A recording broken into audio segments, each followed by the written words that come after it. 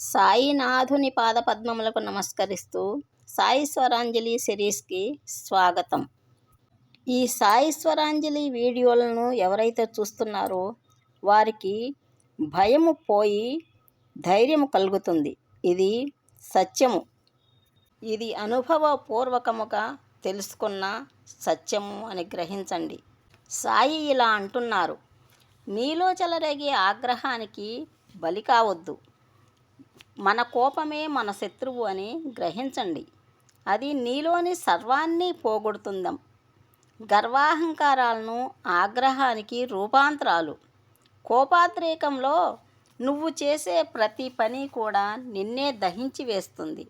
ఆ సమయంలో వేసే అడుగు వెనక్కి తీసుకోలేము ఎప్పటికీ కూడాను.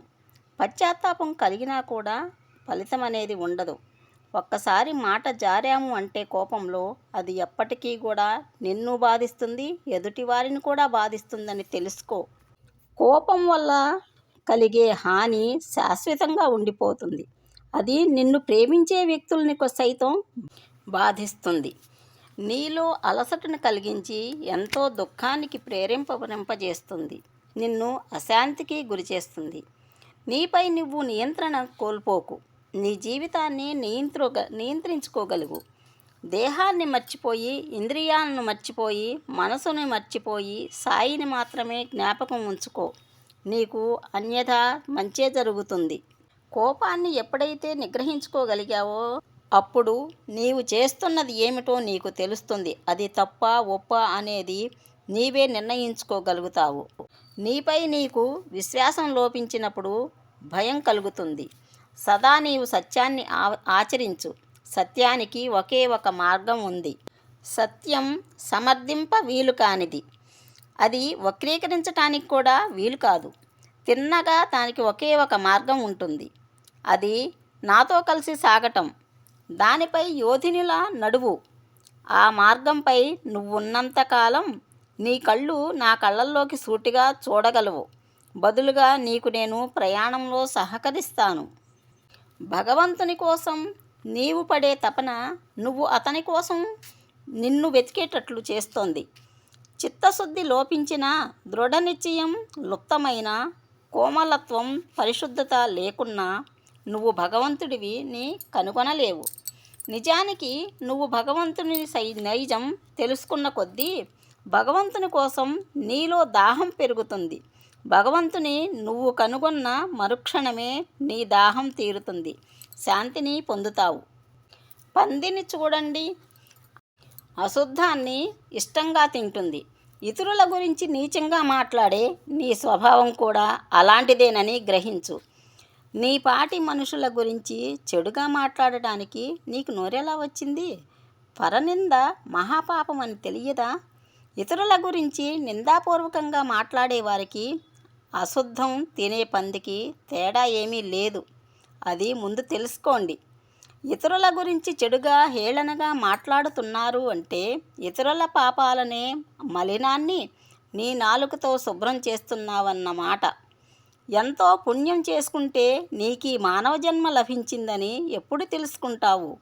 ఎందుకయ్యా ఇంతటి విశిష్టమైన జన్మని చెడు మాటలు, చెడు తలంపులతో నాశనం చేసుకుంటావు? ఇదేనా నువ్వు నేర్చుకున్న సంస్కారం? ఇదేనా నీకున్న వివేకం? నీచపు పనులు చేసి నిందాపూర్వకంగా మాట్లాడితే మరుజన్మలో నువ్వు ఆ జంతువు జన్మనే ఎత్తుతావు. నీ బుద్ధి ఇలా తగలడితే షిరిడీ మాత్రం ఏం చేస్తుందయ్యా?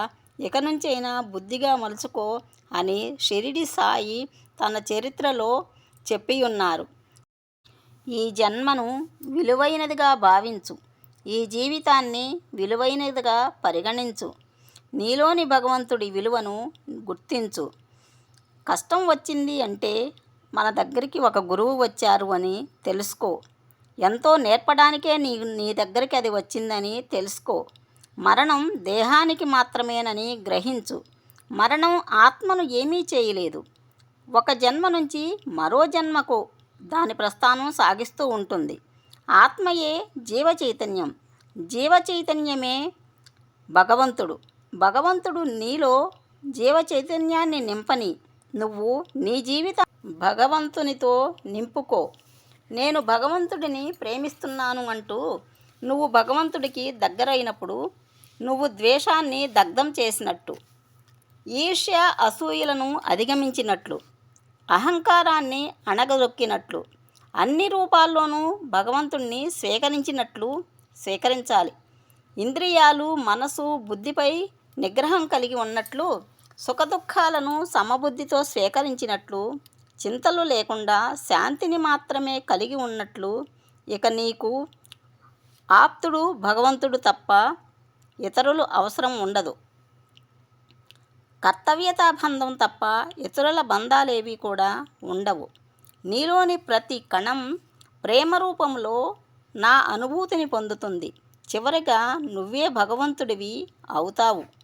ఇదే నా జీవితం, దీనికి ముందు వెనుక మరేమీ లేవా? ఈ ప్రశ్నలకు సమాధానమే నేను. మనిషి జీవిత పరమావధి ఏమిటి? మోక్ష సాధనకు మార్గమేది? ఆత్మసాక్షాత్కారం పొందటం ఎలా? ఈ జన్మను భూమిపైనే చరితార్థం చేసుకోవటం ఎలా? ఈ ప్రశ్నలకు జవాబులు నేనే. నన్ను చదివి నాతో కలిసి నడిస్తే పై ప్రశ్నలన్నింటికీ జవాబులు దొరుకుతాయి. భగవంతుడు భూమిపై కోటానుకోట్ల జీవజాలాన్ని సృష్టించాడు. కానీ అవేమీ భగవంతుని శక్తిని గుర్తించలేకపోయాయి. అందుకే మనిషికి జ్ఞానమనే ప్రత్యేక శక్తినిచ్చాడు. ఆ జ్ఞానం సాయంతోనే మనిషి వివేకి కాగలిగాడు. మనిషి తన లీలల్ని, కీర్తిని గానం చేస్తుంటే భగవంతుడు ఎంతో సంతోషిస్తాడు.